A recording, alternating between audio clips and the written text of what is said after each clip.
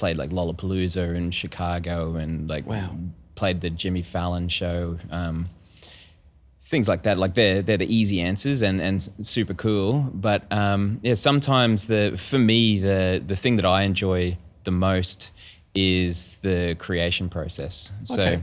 So the first part of making records and writing stuff, where there might be a couple of lyrics or a bit of a melody or a few chords hanging about, and then it's up to me as a record producer and songwriter to then build it into something and then and then develop a sound for somebody and take in a direction that they never thought was potentially possible. That's really where I would suppose the vast majority of my work comes from in the studio, rather than being like just a recording engineer. It's that kind of, here's a couple of chords. Being part of the actual process of writing the song in production. So that kind of collaborative. Is there any particular songs that stand out?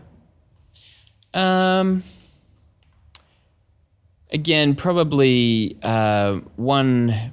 Again, is probably the resume one that you'd put down. There's a track called "Golden Fleece" that Amy and I worked on. Again, she's an amazing songwriter, and it's the reason why she's kind of where she is at the moment, and has been over the last decade or so. But there was a period where